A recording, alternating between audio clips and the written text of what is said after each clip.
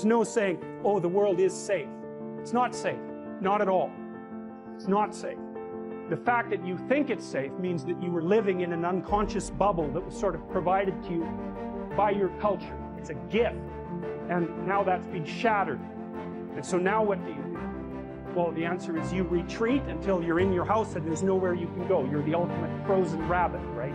And your life is hell because you can't function. The alternative is, let's take apart the things you're afraid of. Let's expose you to them, carefully and programmatically.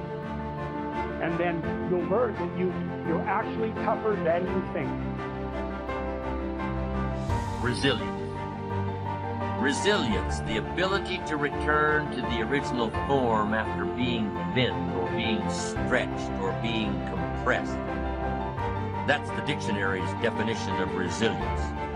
The ability to readily recover from illness or depression or adversity. Resilience, being able to withstand setbacks, broken hearts and broken dreams, financial crisis, loss of loved ones, loss of enterprise, and loss of health. How would you ever handle it if you lost everything you had? What would your next step be? You have trouble being resilient because you think everything works like laptops, like computers, that if you rub it, it'll click for you, it'll move for you, it'll open for you. And you try thing after thing after thing. I tried that and it didn't work, and I tried that and it didn't work, and I tried that and it didn't work, and I tried that and it didn't work.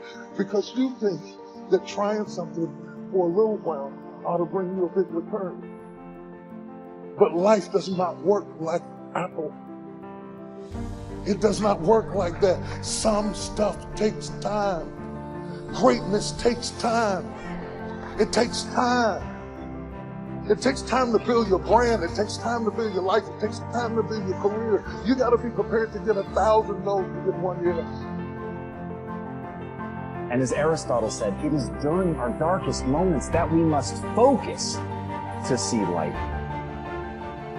You take your time and you put your focus on that, even when it hurts, especially when it hurts. If you're able to do that, if you're able to find a way to take all of your energy and put it on that, to repeat it, to let it become a mantra, to let it be the first thing you think about when you wake up, the last thing you think about in the night, and the thing that you cling to when you wake up and cannot fall asleep, if you let it be that thing, that you can put all of your attention on that, then you can actually change your chemistry. You can actually change your own story. You can actually change your life. You've got to know it's in our darkest moments that we must focus on the light.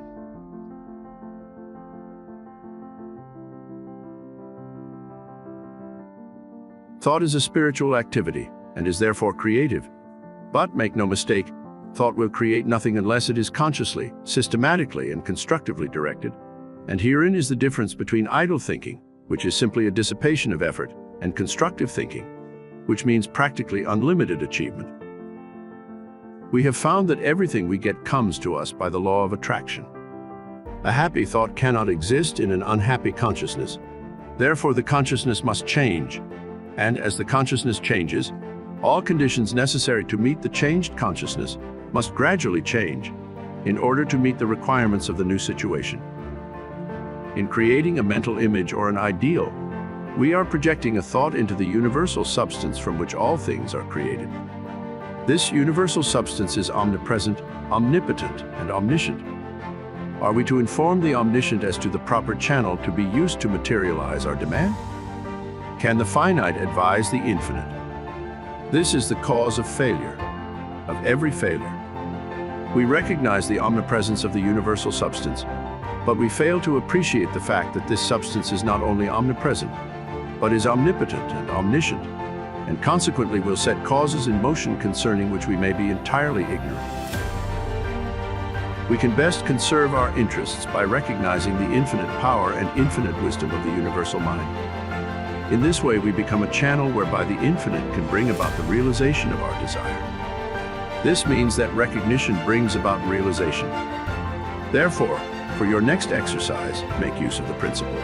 Recognize the fact that you are a part of the whole, and that a part must be the same in kind and quality as the whole. that the only difference there can possibly be is in degree.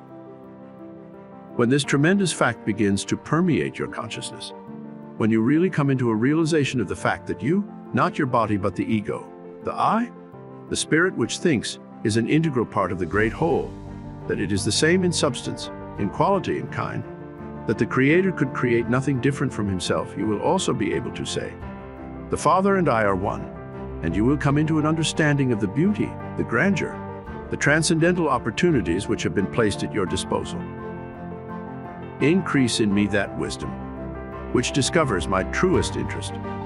Strengthen my resolution to perform that which wisdom dictates.